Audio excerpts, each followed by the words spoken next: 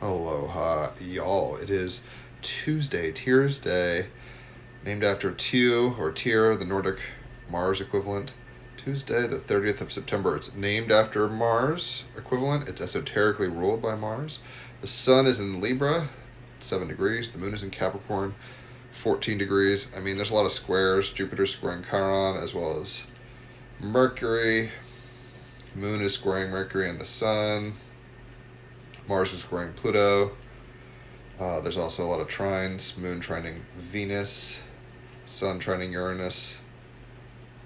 As well as Pluto. Jupiter trining North Node and Saturn. So, and Black Moon Lilith.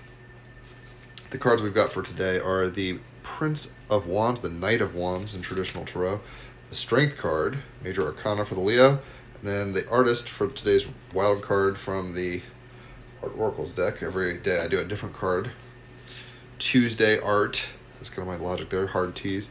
Allegorio Boetti. So we'll talk about an Italian artist a little. So, let's get into it. The Knight of Wands is very much, well, if you're a wand, you're an Aries, a Leo, or a Sagittarius, and the Prince of Wands in this deck with the Knight of Wands typically is all about the fiery part of fire, the actionable part of the spirit of zeal, right? Expansive energy, rushing into action, leaping up, speaking your mind, being bold.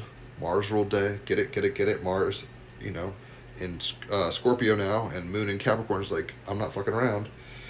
Prince of Wands, Knight of Wands, I passionately set out to conquer on page 70. The Prince of Wands is hot-blooded and hot-headed, bringing huge passion, action, and courage to everything that he encounters. Dashing and dynamic, our hearts positively brim with excitement should he blaze into our lives. However, he is daredevilish and explosively progressive, and his actions may leave a trail of burnt debris as he relentlessly pursues his triumphs. Sun and Libra trining Uranus and Pluto. Nothing will hold him back, and he's quick to flash you a grin and stride forward fearless to the end. Often regarded as a revolutionary, he is the archetypal athletic hero set to conquer a despicable enemy or despot. He has unquestionable self-belief and is a true visionary and adventurer. He believes he can change the world and should be lauded for doing so. Despite the flurry of excitement, this great catalyzer, this card is acting as a warning not to rush into things, right? The moon in Capricorn, the sun and Mercury in Libra is like, and Venus in Virgo is like, think about this before you pull the trigger. Don't be fooled though. War is the least likely cause of death. Roadside accidents followed by suicide is the biggest robber of our youth, because they are so eager and notoriously, ready to seize life by the scruff of the neck.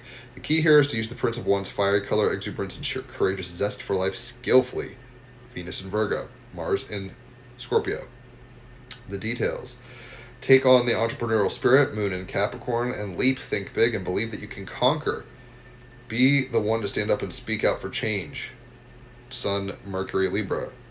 Sun trining Uranus and Gemini, and Pluto in Aquarius.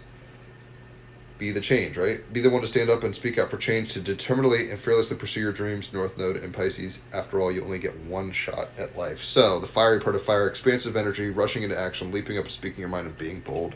The clarifying card is Major Arcana, the Strength card. I have written music for all the Major Arcana. This is the most ethnomusicological one. It's very Japanese. Yokubo is the title, which means lust, which is a Crowley. He replaced Aleister Crowley, had a tarot deck, and he said strength was lust, so I kind of made an allusion there. Anyway, it's got a haiku, it's got cool ethnomusicological Japanese music. Check it out, I'll post in the comments. But the Strength card, the Leo card, I face my fears with the strength of love and patience on page 38. Trust yourself, let your inner endurance shine, right? 38 special. Let it shine, let it shine, let it shine, let it shine. Use your power to embrace the amazing person within. You have everything you need within you to succeed. Moon in Capricorn. So I think the idea here is, don't just blow up burn down the house. Burn down the house. You don't want to just hurt your enemies. Obi-Wan Kenobi didn't ultimately torture Darth Vader, right? He had strength to know when to fight and when not to.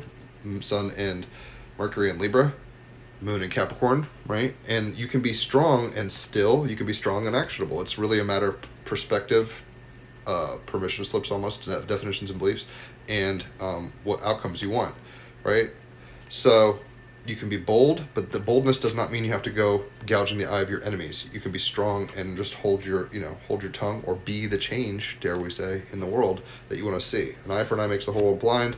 but being strong and being the change is how it works. So Allegario Boetti is coming in hot, and his advice, Allegario Boetti, his advice for us is as follows, and a little art history blip to boot. And notice the perfect symmetry of this card, very demure, Venus in Virgo, Sun and Mercury in Libra vibes. Whether stemming from intellectual scouring or simply low self-esteem, the conceptually driven work of Allegario Boetti always questions states of originality and wholeness.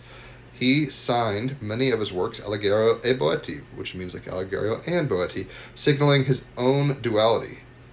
Moon in Capricorn being serious about stuff, but Mercury and the Sun in Libra, Uranus and Gemini showing duality. An ardent traveler, some of his most famous pieces are world maps and considered ever-changing geopolitical and world distributions of power. The Gulf of America, for example. He collaborated with embroiderers in countries such as Afghanistan and Pakistan, and his art purposefully muddled the order of lazy assumptions in language or geography, investigating new meaning and probing old habits, right? Trying to remix and renew. Pluto, trine, Uranus. So find clarity in the clutter is the advice we're getting from him. We can alchemize and transmute. The fire of change is upon us. Just look around, but you have to be strong. And strength doesn't mean just reacting. It means responding from a place of awareness, not just impulse. The impulses aren't evil. They just need to be checked. Just like the lion with the maiden over it in the traditional Rider-Waite. Sorry, I twinged my shoulder yesterday, so I'm feeling it.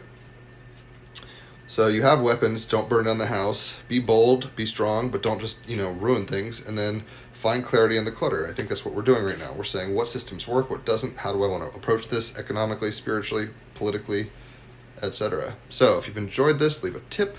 Holler for a reading if you feel so inclined. $50 for an hour of cards like this. $150 for 3 hours of astrology. If it's your birthday, it's half off on either or both of those. So there's a good deal. And if you refer somebody to come to me for either a reading astrologically or cards or whatever, you yourself will get a half off on an hour of cards. So check out the song I wrote for the strength card. I'll post it in the comments. Check out the Team Rabbit Hole podcast, 321 episodes and counting. And yeah, I'll catch y'all on the flip side. Enjoy your Mars ruled day. Adios.